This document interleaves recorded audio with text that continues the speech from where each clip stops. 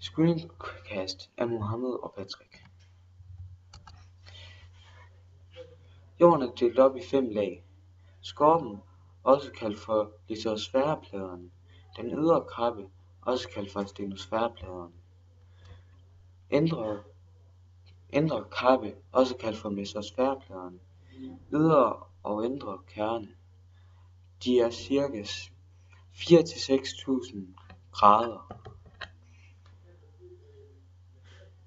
Og jorden er delt op i 7 store kontinentalplader. Konvektionsstrømninger. Det er hvor varm magma flyder op gennem de indre lag og skubber pladerne, og på vejen op køler magmaen ned, sådan det synker cirka når den når skorpen. Forandring med jordens udseende. Kontinentalpladerne har ikke været, hvor de var engang. Engang var de sammen i et stort superkontinent. Hotspots.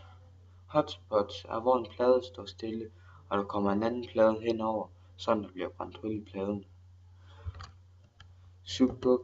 Subduktionszonen er hvor en plade bliver presset ned af en anden plade, hvor pladen selv går ned.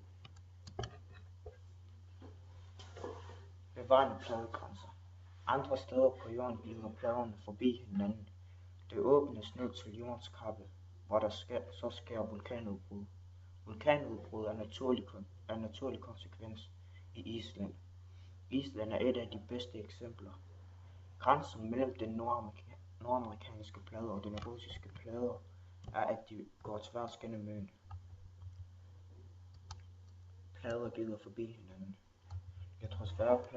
Litosfærepladerne kan stå sammen og blive trukket fra hinanden. Pladerne glider langt fra hinanden, og det kaldes op for en forkastning.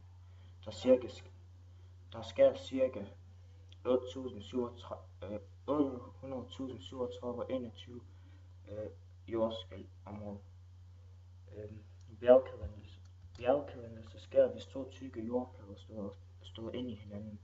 Pladerne bliver skubbet opad, og der dannes bjergkæder, og der sker jordskælv, og pladerne bevæger sig imod hinanden.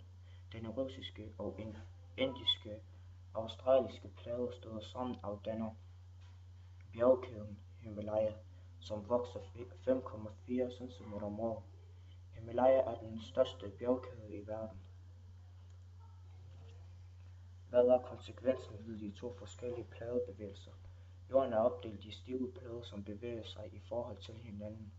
Den yderste plade af jorden består af 2 lag. Den ydre litosfære og den indre er astonsfære. Det beskriver sig mod